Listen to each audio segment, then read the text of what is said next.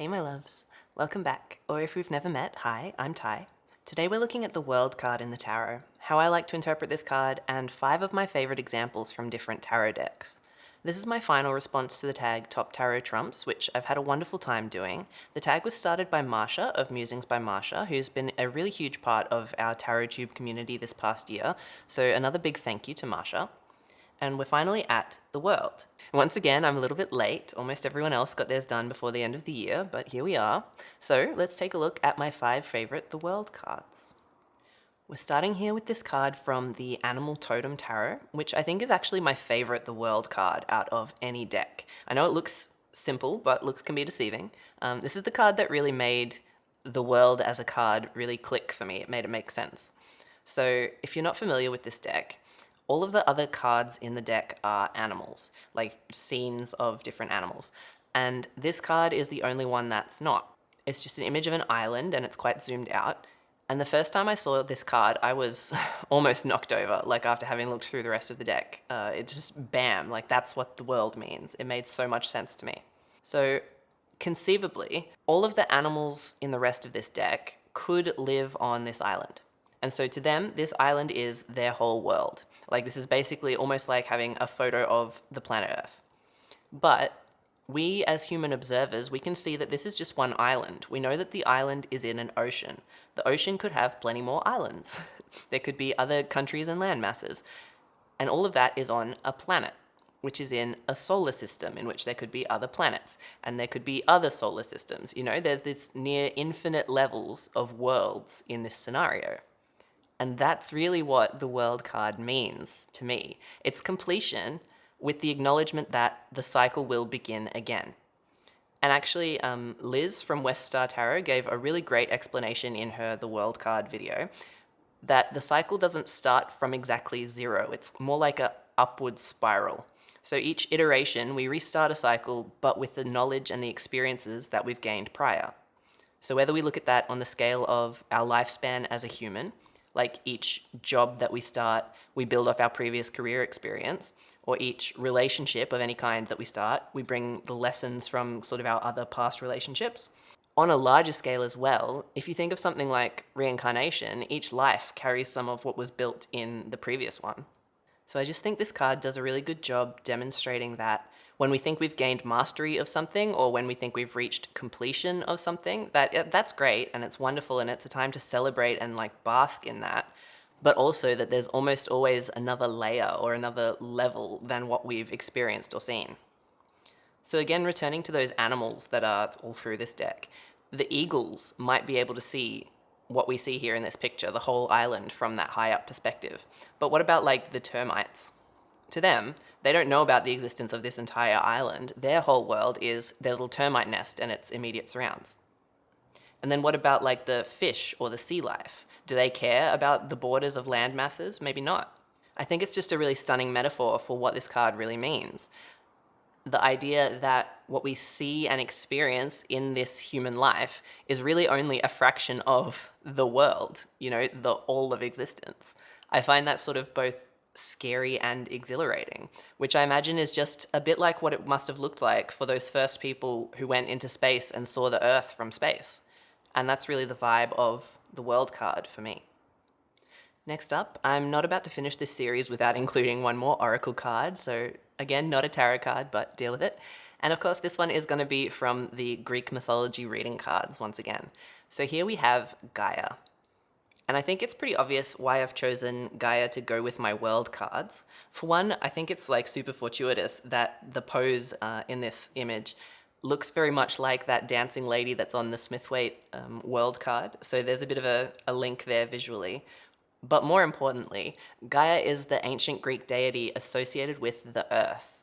And for us humans, I think the words earth and world are quite often synonymous. So Gaia, the earth, I think is an obvious choice for the world.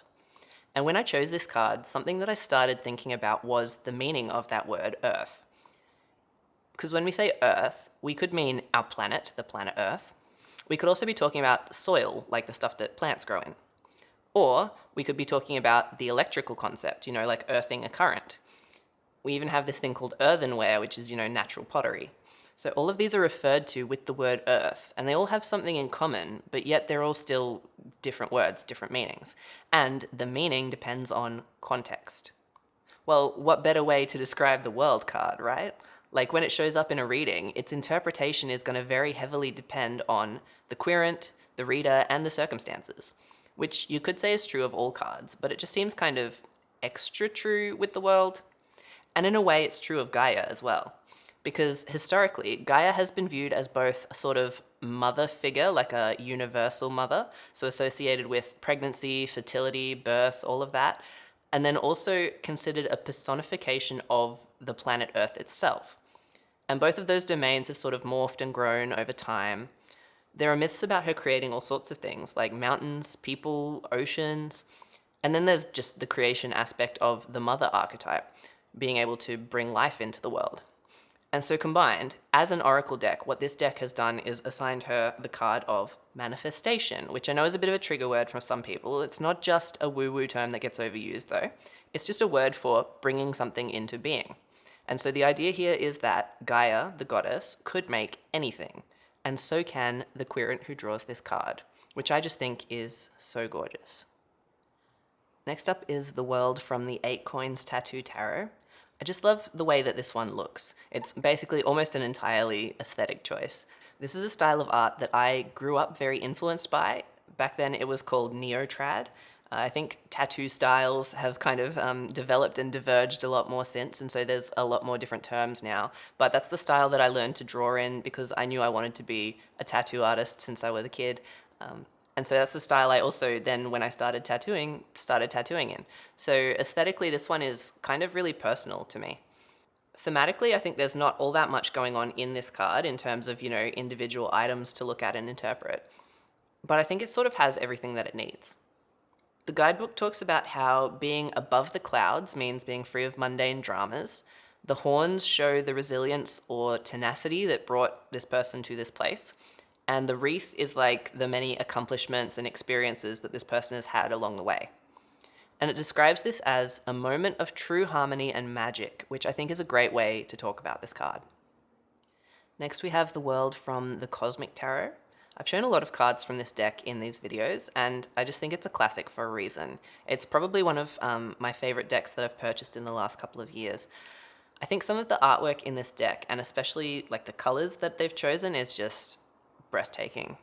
And this card is definitely one of my favorites in the entire deck. So for a start, the person on this card kind of reminds me of Cher, which, who doesn't love Cher?